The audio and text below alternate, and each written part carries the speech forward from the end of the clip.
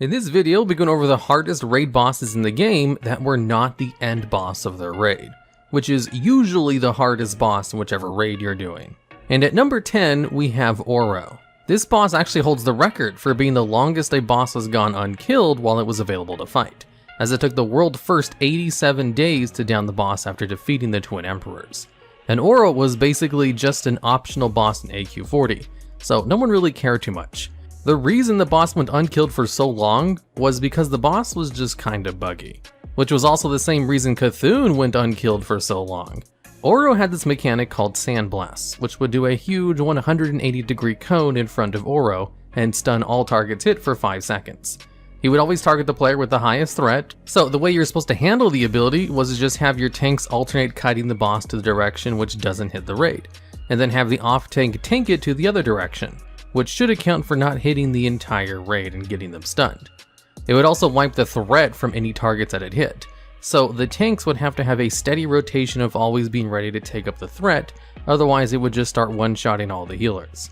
However, Sandblast was only supposed to hit 2 times, but instead would go off a total of 4 times before it stopped using it, which meant it basically hit everyone in the raid since there was no way for tanks to kind of position it in time with the threat wipe. And if tanks did manage to deal with the buggy Sandblast ability, he also had another ability where he would just go underground and then never come up. Because of these 2 bugs, and the fact that he was an optional boss and no one really needed to kill, they just kinda left him alone and worked on Cthulhu instead, who was the big boss that everyone wanted to kill, who was equally bugged and a whole bunch of things that made him unkillable as well. Eventually, they fixed the Sandblast ability to not hit 4 times in a row, and of course they allowed him to actually come back up from the ground so that he could be attacked. So he was killed as soon as guilds got their kill on Cthulhu, which was literally just 1 day later, since no one really bothered to work on him very much. I'm not really sure how difficult Ouro really was, but he should definitely make a list like this, so adding him at the number 10 spot seems pretty reasonable. All the other ones on this list actually had guilds wanting to do attempts on them. And at number 9, we have Fetid Devourer. On the mythic version of this fight, it was supposed to be a patchwork style DPS check, so if you didn't have high enough gear, this boss would show you that you weren't really ready for the final boss. So the fight itself was very simple and only lasted 6 minutes, which is super short for a regular raid fight, but pretty standard for a DPS check. And one of the mechanics the boss had was 3 little eggs would spawn in the room, 2 small ones and a big one. And while they existed, all they would try to do is get off a cast of an ability called Inciting Essence, which would just call the boss over to eat them, and then heal him for 30% of his health, which was basically a wipe, because you wouldn't be able to DPS him down before the enrage timer if he healed for so much. So obviously, killing those 3 eggs when they spawned was a huge priority, but when the boss first came out, they had so much health that it was almost impossible to kill a single one of them before he ate them and healed up. In fact, they had too much health where they was basically just overtuned, and Blizzard had to apply 2 nerfs to the fight within the first couple of days before the world firsts were achieved. So it did fulfill his job of being a DPS check, it's just the DPS check was too high, which made it very difficult, way more difficult than it should have been compared to everything else in the raid. The DPS requirements were kind of on par with the final boss Cthulhu, although it got fixed quickly, and the world first was achieved after only 133 attempts. Which isn't that bad, so it only makes it number 9 on this list. And at number 8, we have Siegecrafter Blackfuse from the Siege of Orgrimmar. This fight was downed after 230 attempts, and was one of the harder fights in Siege of Orgrimmar, and basically, because it had a lot of tough mechanics in its heroic difficulty. The fight had this laser beam which would target a random raid member, and then follow them around for a bit, leaving behind fire that needed to be avoided for basically the rest of the fight. And since a laser beam would start hitting people as soon as it targeted them, you couldn't really have designated areas to put all the fire in. So you just had constant streams of fire throughout the entire raid fight that you just had to deal with and not run inside of. Periodically throughout the fight, a couple of robots would spawn in the corners of the room, who would then cause a little safety dance where drills would pop out of the ground and hit everyone in its radius. And since this happened basically throughout the entire fight, there was a lot of movement involved in trying to run to the robots to destroy them, so they would stop the ground effect, and also running out of the fires and avoiding the other raid members' flames that they left on the floor, and of course the constant bombs that would spawn and slowly walk towards players until they killed them, or until the bomb itself was killed, which required constant kiting. And while all of this was going on, there was also a belt phase that a couple of your DPS players would have to go solo, where they would hop into the corner of the room and go on a conveyor belt and DPS down some of the robot parts. If the DPS players failed their mission and died on the conveyor belts, then it was basically an instant wipe for the group. So while you had a full raid of a whole bunch of mechanics and constant movement, you could also just fail the entire fight if the DPS players on the belt messed up their job. I remember when I progressed on this raid back in Mists of Pandaria, I'd say more than half of our total wipes were just because a DPS player died on the belt, and we had to reset so they could try again.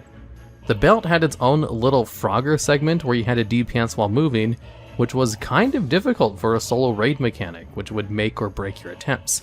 Generally, you don't want one person to have to do such a hard job in order to allow the entire raid group to succeed, which is exactly what the belt entailed in Siegecrafter. So it was kind of a design they tried out, and then they really went back on requiring DPS players to have that much solo responsibility. And generally, if one player makes or breaks the raid, it's usually the job of one of the tanks. And at number 7, we have Dark Animus. This was one of the fights in the Throne of Thunder raid and was definitely the second hardest fight in that raid instance, right behind Lei Shin the Thunderlord, the final boss. And Dark Animus had an impressive wipe count for its world first attempt, clocking in at 333 wipes before the first kill was achieved, which is only slightly less than the world first of Mythic Jaina from Battle of Dazar Lore. It was downed after 343 attempts. So what was so difficult about Dark Animus? Well, the fight itself was basically math the fight. The way the encounter would work was the boss himself, Dark Animus, would basically wipe the group if his energy bar got to 100, which is known as anima. He would start the fight with 0 anima, and in heroic difficulty he would start draining anima from all the robots in the room after 2 minutes had passed. And since there were about 25 robots in the room, it would completely fill its energy reserves after 4 casts of the ability, which it would use every 5 seconds or so after it started using it. And the way you managed this mechanic so that you wouldn't die after 20 seconds was in the fact that Dark Anima would only absorb 1 anima per robot that it absorbed from. So if you simply move the anima from the smaller robots to the bigger ones, you wouldn't be able to absorb as much anima as quickly. And the massive anima golems in the room could hold about 36 anima each, and each of the small robots had 4 anima. And the way you transfer the anima was to simply kill the robots next to the bigger ones. And that was basically the whole fight. Just moving all of the smaller robots next to the bigger robots so that you can move their energy into them. That way, once Dark Animus started absorbing everyone's energy, it would have less robots to do it from, giving you more time to kill the boss before he reached 100 energy and wiped the group. Now, here's where the massive amounts of wipes came in. The little robots would gain a super buff if they were standing next to any other robot, which would basically increase their damage by about 3 times and allow them to one-shot whoever they hit. And since there were so many little robots in the room, you basically had to have everyone in the raid pick up 1 robot to take care of, and just hold on to it until it was safe to kill it next to another one of the bigger robots. But if you accidentally pulled the little robots over someone else's robot, or just one of the stationary robots in the room, since they would also grant the buff, then the robot might accidentally one-shot you, and then run to the highest aggro target next, which was usually a healer, and then run through a whole bunch of other robots on the way, which would cause those robots to one-shot whoever they were on, and would just cascade into a wipe very quickly. So you needed all 25 people in the raid to have perfect positioning with the robot they had assigned to them, and you also had to have everyone pick up all the robots instantly as soon as the fight started, without letting any of them cross and one-shot people. As you can imagine, this led to a lot of very early wipes, where nearly half of the 330 wipes were within the first 25 seconds of the fight. And there were also problems if they accidentally killed the robot too early, as they would try to get the robot as low as health as possible. That way they could then move it to the bigger robot when it was time to move the anima to them. But if the dots they had on the robot accidentally crit a few too many times in a row, or someone else accidentally placed a dot on someone else's robot, they could completely screw over the handling of the small robots and cause them to transfer anima to something else, or even give it to the boss, which was really bad.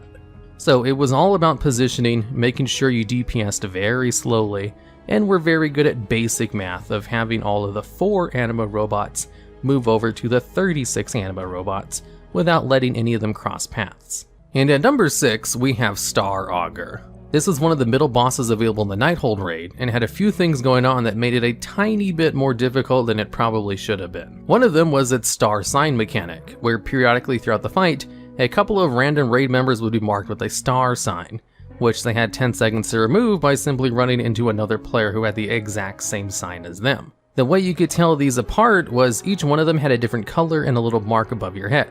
But also, if you ran into someone who did not have the exact same sign as you, or if it fell off without you getting rid of it through the mechanic, then it would explode and deal damage to the entire raid.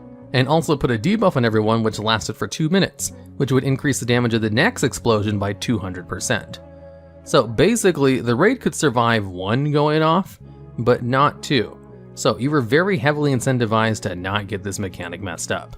And it was pretty difficult to do. This is kind of the same reason Unat has one of the highest amount of raid wipes in the game's history, because it had a similar mechanic in its first phase which caused all kinds of problems and created an artificially inflated wipe counter.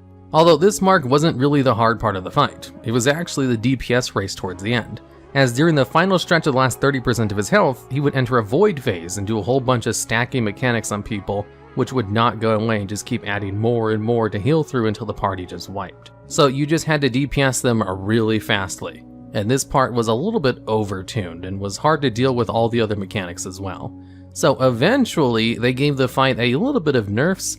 They'd allowed players an additional 50% duration on finding someone with the same mark as them, and lowered his health by about 10%, which is a major DPS nerf. So the final phase was nowhere near as much of a DPS race.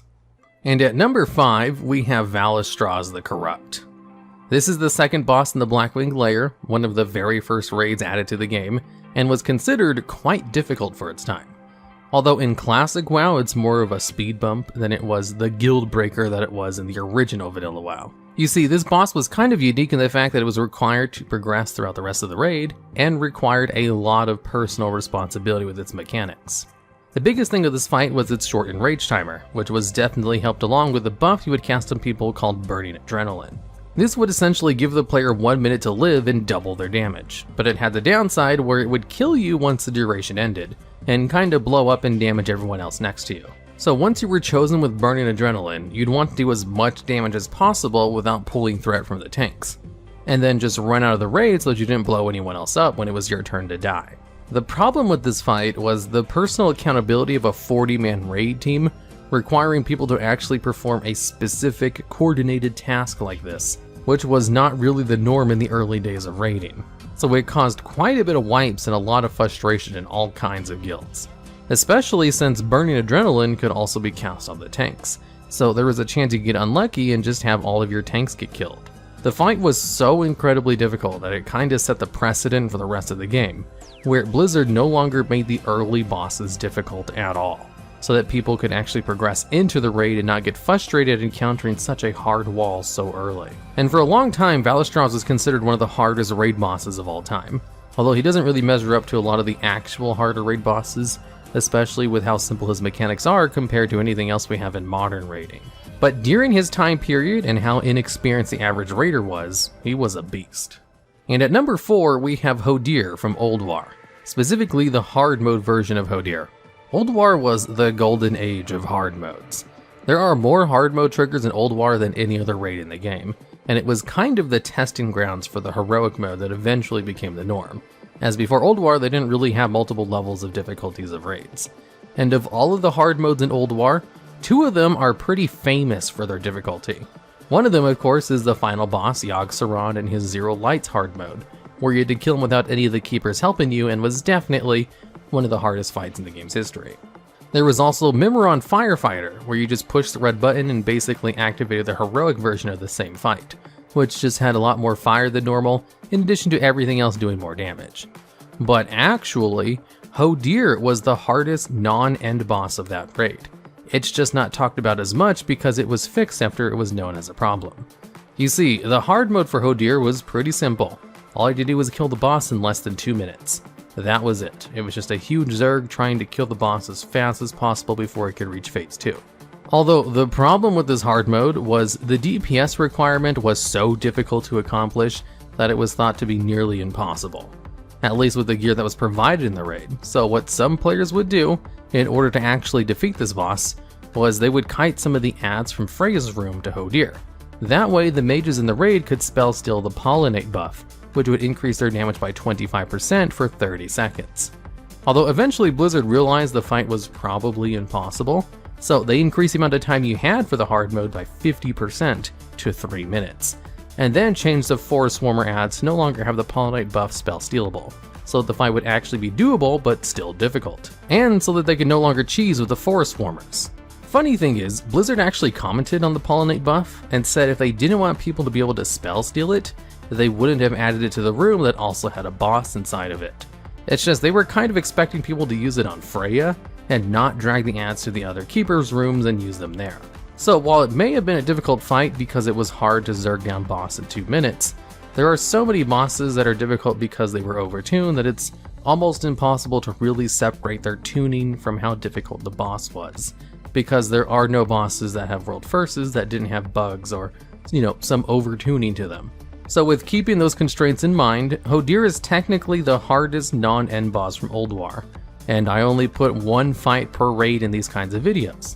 But Mimiron Firefighter would definitely also make this list if I didn't have that little internal rule to just add some variety to the videos. Because rarely is it a problem, except in a case like this where everyone would probably expect to see Mimiron Firefighter on the list. And at number 3, we have the Spine of Deathwing, a boss which had its world first achieved after 214 attempts, and then the final boss of the raid was killed in less than 100. The Spine of Deathwing is kind of the poster child of a modern raid that had a boss in the raid which was more difficult than the final boss itself, because a lot of the bosses on this list, they weren't actually more difficult than the final boss of their raid. Yogg Zero is definitely more difficult than Hodir, Garrosh was more difficult than Siegecrafter Blackfuse, etc, etc. But Madness of Deathwing, the actual final boss of Dragon Soul, was kind of a joke in comparison to the Spine of Deathwing. So what was so difficult about this fight? 2 things really. This fight required an incredible amount of burst damage, like so much that it was almost unheard of for a raid fight. Burst damage is something that's only really useful in PvP, because generally, 99% of raid fights reward long-term damage or AoE, not single target burst, which was the most important thing on Spine of Deathwing, and hasn't really been the case ever since the Spine of Deathwing. As the way to defeat the fight was you had to pop 3 of its plates off. Once the 3rd plate was popped off, the fight was over for you and you won. And the way to pop off one of the plates was to DPS one of the tendons underneath the plate, which could only be revealed after you blew up one of the big elementals in the fight. And the tendon was only available to DPS for about 20 seconds at a time. So whichever classes could deal the most amount of damage in about 20 seconds with very little setup were the most prized. Which is why most of the raid teams who got the world first brought nothing but rogues and mages as their DPS, since those 2 classes had some of the best burst damage in the game at the time. Helped along by the fact that those 2 classes also had the availability of legendary weapons that increased their damage even further. But it wasn't just the burst damage that was the problem. The healing on the fight was also incredibly difficult, probably one of the hardest fights to heal in the game's history as well. You see, there was a mechanic on the fight called Searing Plasma, which was a permanent debuff that would deal damage to the player was on, and the only way to remove the debuff was to heal the target for a significant amount of healing, because the debuff would also absorb all the healing they took, and it wouldn't go away until it absorbed a certain threshold which was set depending on the difficulty you did the fight on, but was usually around 30% of the player's health, give or take. So it was a pretty significant chunk of healing that you had to put on someone just to remove a debuff. And the debuffs would periodically go out all the time. And since it never went away, if you slacked on your healing even for a little bit, where you just had to pump heals into the tanks for something like that, then you would eventually get left behind on the healing and wipe due to not being able to heal anyone up after they took damage. The fight itself also had a ton of adds to micromanage, as you needed one of your tanks to constantly kite a long swarm of bloods. So the best way to deal with this healing mechanic was to just bring a Resto Shaman, because if they popped Spirit Link Totem, it could instantly get rid of the debuffs from everyone in the raid. As what Spirit Link Totem did was it would constantly heal and damage everyone within its radius for 10 seconds, until it would equalize everyone's health. And since the process of trying to equalize the entire raid's health would involve massive amounts of healing and doing damage to the players, it would almost instantly provide enough healing in order to meet the absorbs threshold, and kind of trivialized this incredibly difficult healing mechanic. And because Spirit Link Totem was so good for dealing with this mechanic, all of the top raids that downed Spine of Deathwing basically only had 3 classes brought along: rogues, mages, and shamans. Rogues and mages do damage on the tendons, and shamans to rotate their Spirit Link totems. It's probably some of the hardest class stacking that players have seen in a modern raid, and it was so bad that Blizzard made all kinds of accommodations to make sure something like Spine of Deathwing wouldn't happen again. Occasionally, there will be fights where people class stack like crazy anyway, and it happened all the time in the early days, but Dragon Soul was supposed to be one of the modern raids after the revamp of the old world, so it kind of stood out at the time. And at number 2, we have Fallen Avatar from the Tomb of Sargeras. This was the second to final boss in its raid, kind of like the Spine of Deathwing, and was so difficult it easily tops a lot of final bosses in terms of difficulty, as it took 453 attempts before the world first was achieved, which actually places it pretty high in the list of bosses that took the most amount of attempts to get a world first. Now, a big reason this boss was so difficult was just plain old overtuning, and the fact that it had 4 separate soak mechanics. A soak mechanic is something where a void zone will pop up in some way, shape, or form, in which you want players to actually move into them so they can take the damage so it doesn't wipe the raid. Generally, you want to avoid ground clutter, but Tomb of Sargeras kind of went all in with soak mechanics, and had a little bit too many of them, where Blizzard heavily dialed back the amount of soak mechanics afterwards, because they were not very well liked in the Tomb of Sargeras. Although one of the soak mechanics was a lot more difficult than all the others, and that specifically was the Dark Mark mechanic. This would only happen during Phase 2 when you guys fell below the room, and it would target 3 random players, in which case it would blow up and deal damage to that player, and then knock them into the air based on how much damage it did. You could also split this damage with as many players as possible that were also inside of it when it blew up, and it would absolutely one-shot someone if they tried to solo soak it without a cooldown. So the intended way to handle this mechanic was to have about 2 or 3 other people stand with whoever had the Dark Mark. That way they could absorb and split the damage between each other and only get knocked back a little bit.